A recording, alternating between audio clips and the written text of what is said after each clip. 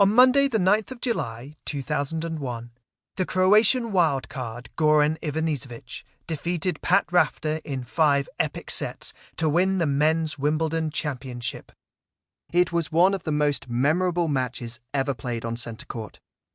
The following day, Goran returned to his hometown, Split, where thousands of rapturous fans welcomed their hero back. This is how the BBC reported it. When Goran finally appeared on stage, the crowd was euphoric. Smiling and crying for joy, they yelled, "Goran, we love you!"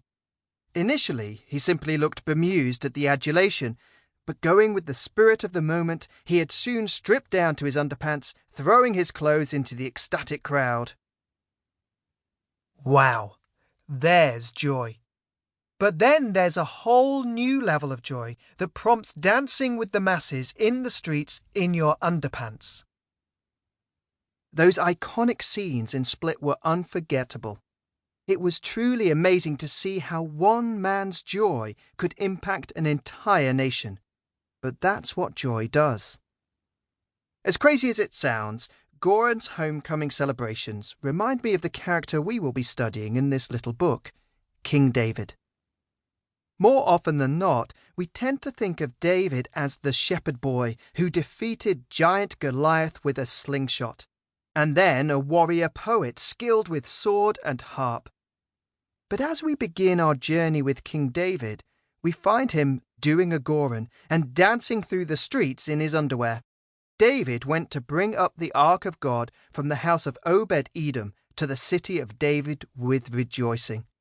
When those who were carrying the ark of the Lord had taken 6 steps, he sacrificed a bull and a fattened calf.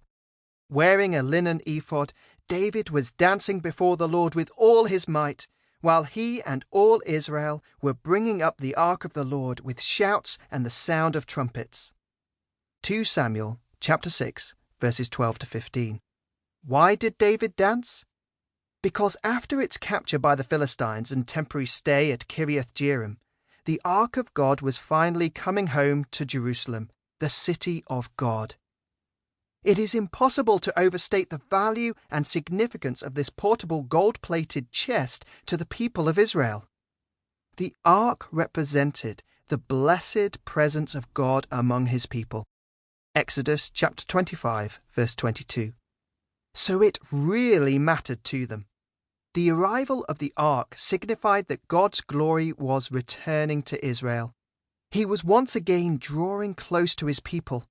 As David famously put it while addressing God, "You will fill me with joy in your presence."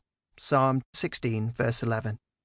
Indeed, as the ark entered the city, David was so overcome with joy that he simply could not keep it in.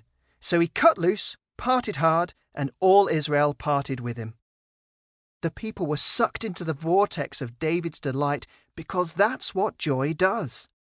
Mercifully, we do not need an ark to know the joy of God's presence today. We just need Jesus, aka Emmanuel, which means God with us. Jesus came to live among us, to die for us, and to rise again in order that we might have life, abundant and eternal. He came to save us.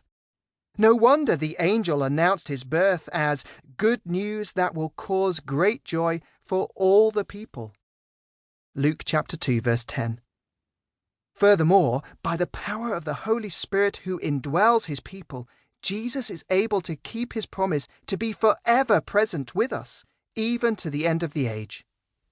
So if true joy is found in God's presence, then to know Jesus is to know joy. Do you have that joy? If you don't, then my prayerful hope is that this book will help you to attain it, and so to discover and experience firsthand the sweet joy of Jesus. If you do know that joy, then by all means cherish it and revel in it.